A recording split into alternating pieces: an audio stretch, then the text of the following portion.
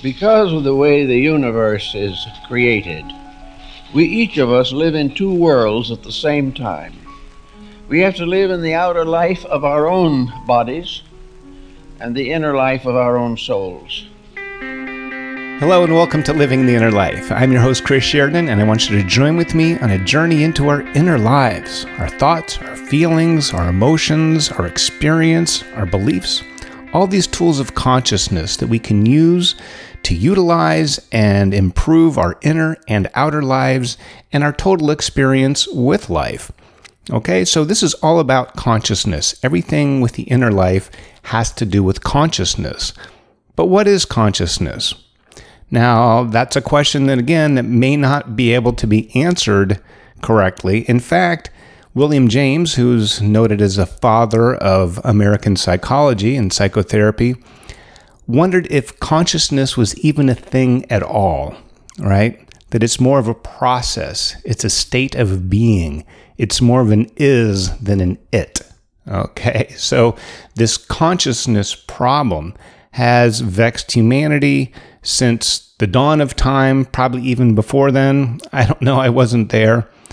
But it's called the hard problem in science. And I think that phrase was coined by a David Chalmers, philosopher, scientist, who wondered, how is it that matter, a physical object like the brain, can produce something like consciousness, which is non-physical. You can't really weigh it, you can't really see it, but you can certainly experience it and you can utilize it. And that is based on the belief, the current scientific belief. It's not 100%, of course, nothing really ever is, because there's always new discovery. There's always more things, deeper things, more things to find out about things, but the best that we know at any given time. I'm not one to believe this, but one of the current scientific models is that the brain, that is our actual physical brain part in the head, somehow mysteriously produces this thing called consciousness.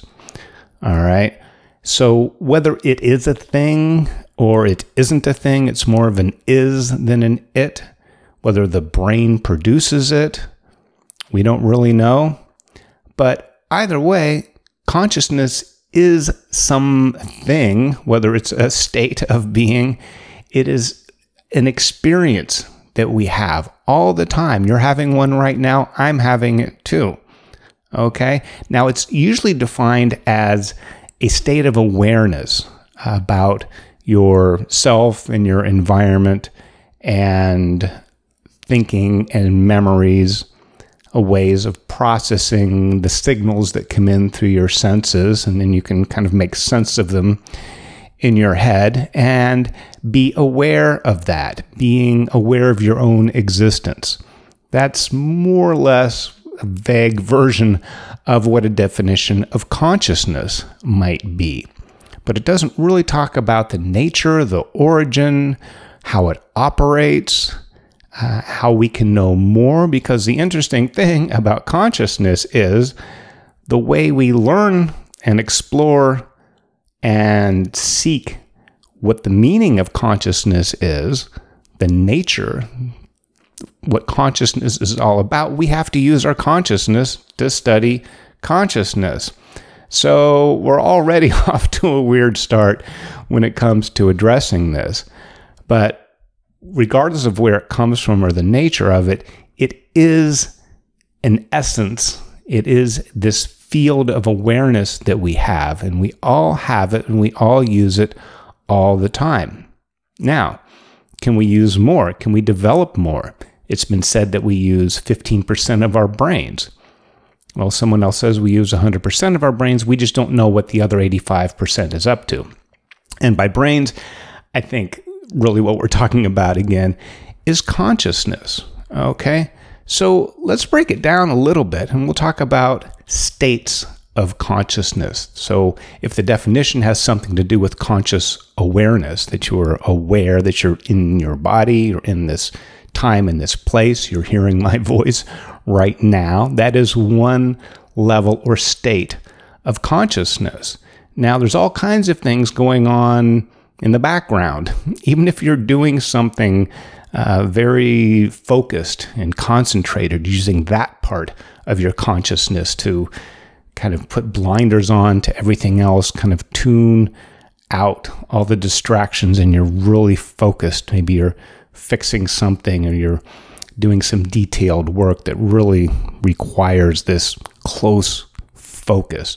You're not really paying too much attention to a lot of the other things that are going on, but they're still going on. There's still things going on in the back of your mind, some feelings, some thought, all these plates and dishes on the back burner, everything's cooking.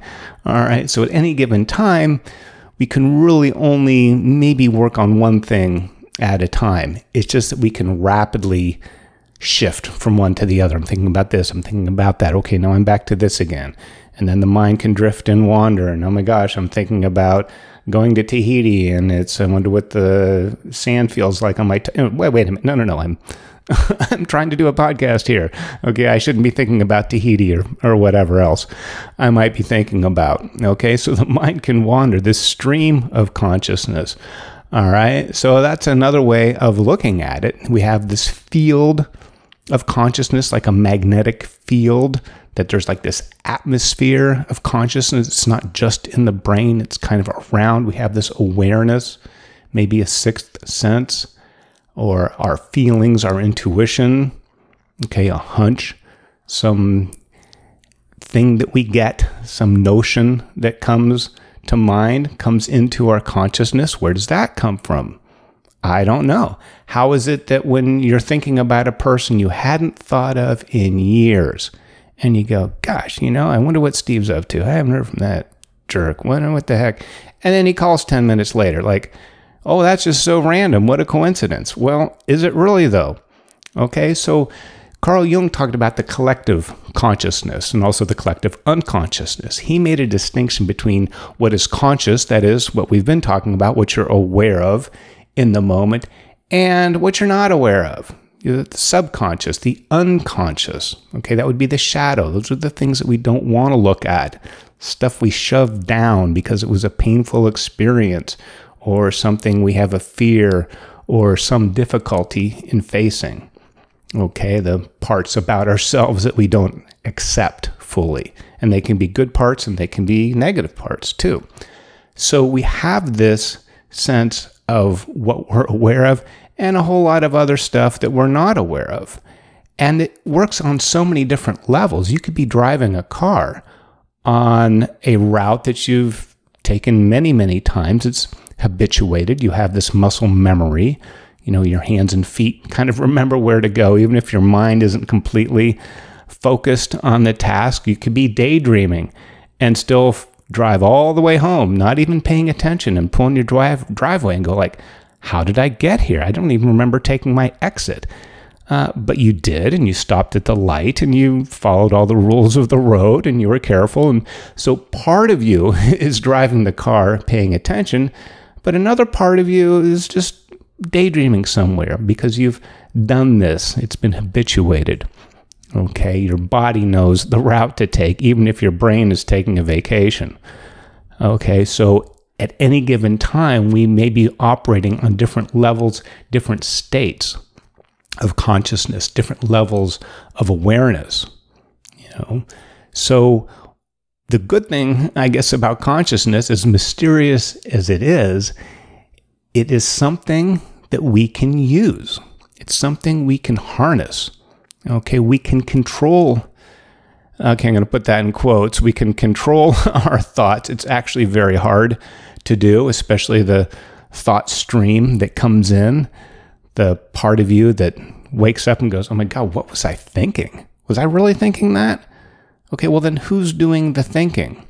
All right, and if you're aware of you thinking, who is the you that is aware of you? Okay, consciousness can only know itself through itself. And that's one of the goals of consciousness, is that you wind up with more and a better quality of consciousness. Okay, so to be able to control your thoughts and choose, well, I'd rather think about this than think about that, you have to be aware of your thoughts and the thought stream. And that's where presence comes in. Okay, it's very important to be able to recognize what you're doing in your mind.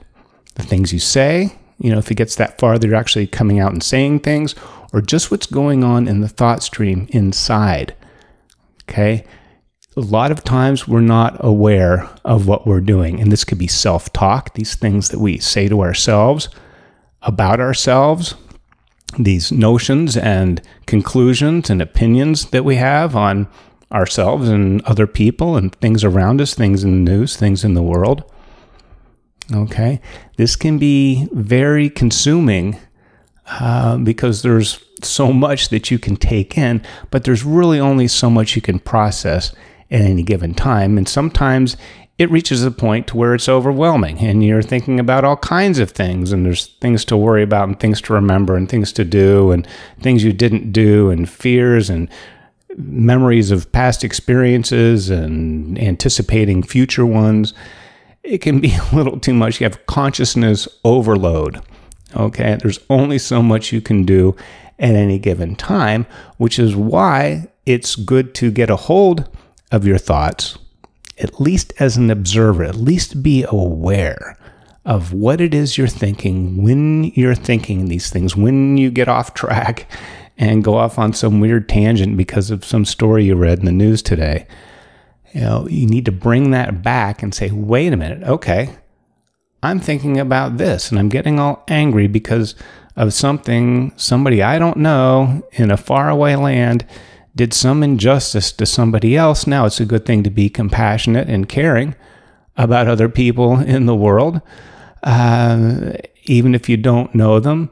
But there's only so much you can take on and take in. And then you're consumed with that and you're not paying attention to the stuff that's going on around you, maybe things that are more important. Okay? And this has everything to do with, well, let's just call it mind science or, success gospel or thinking, is that if you're focused on negative things, if you're focused on what you don't have, if you're focused on the frustrations and the difficulties and the pains, as real as they are, okay, I'm not denying that you may be having some troubles. Most people do at any given point. There's probably something troubling.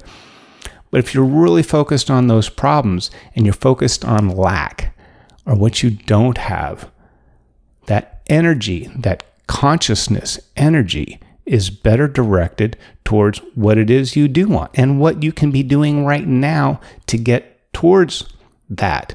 If you want to improve anything, your health, your fitness, your mind, with reading books, you want to become better read, or you want to get better at an instrument, or you want to learn a language, or you just want to do whatever it is you're doing in a better way, be a better parent, be a better lover, be a better dog owner, whatever it is that you're doing, you're probably better off spending your conscious energy and thoughts. And it's not just the thinking thought, it's the feeling that goes with the thought. Okay? And bringing these together, an idea or a thought that's vitalized with emotional energy can really be powerful. But you have to be careful because it can be powerful in a negative way and it can be powerful in a positive way. So again, I'll keep going back to this. The first step in consciousness, and it's always a step that you need to take, and that is becoming aware of your thoughts, of this thought stream, where it is you're placing and directing, and how much you're energizing these thoughts, or you're thinking about these feelings, or you're just feeling again. Because again, we're talking consciousness includes feeling. It's not just thinking like an intellectual left brain. I'm thinking this thought, and this is very logical and very reasonable. It's all the other things too, all the worries and the fears and the hopes and the dreams and everything that you have going on in your inner life, because that's really synonymous with consciousness. All right. So one of the ways, and this is talked about through many, many traditions, and I'll keep coming back to it. One of the ways that we can get a hold of our thoughts and be a better steward of our thoughts and the thought stream is by relaxing the mind, slowing this monkey mind from going crazy all the time. And that's usually through contemplation, breathing, relaxation techniques, and meditation. All right? It's not that you're meditating on something or for some particular goal. You're really just trying to slow everything down, quiet the mind, quiet this thought stream that's run amok, okay, and bring it back into the fold, okay? Welcome it back in. And there are so many different meditation techniques. I will probably put a few up.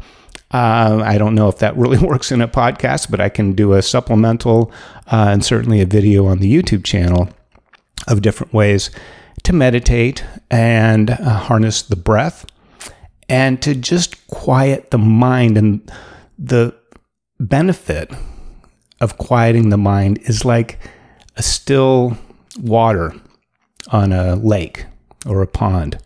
Okay, if the water is all agitated and it's all churned up, you're not going to be able to see to the bottom. You're not going to be able to see if you're underwater. You're not going to be able to see in front of you very far. And if you let it settle, if you just let things settle and you still the water, the consciousness, still your mind, then you can see better. Okay, then you have more awareness. Geez, I have a tendency every time I watch the news to get all frustrated for the next hour, and I'm mad about this or mad about that. Maybe that means don't watch the news, but the important thing is that you're aware of that. Okay? So be aware of when your thoughts go on a tangent. And that's one of the great meditation techniques I always recommend is single point awareness. Think of a thing, think of an object, a paperclip, okay, a banana, whatever. Think of something and be very, very clear on that. And that's like your touchstone, okay? And you close your eyes and you listen to your breath and you just still the mind. And of course, the mind's going to run out of the barn and just go nuts. And when it does, you recognize it and bring it back to the single point. If it's the paperclip, I'm going to pick something really innocuous. There's really maybe that's significant for some people. I don't know. Maybe you were damaged by a paperclip or attacked by one. I don't know. Or got fired from a job from stealing paperclips at the office. So it may be a loaded image for you, but for me, I'm just saying it's a paperclip. All right. The point is when you get off track, and you will, okay?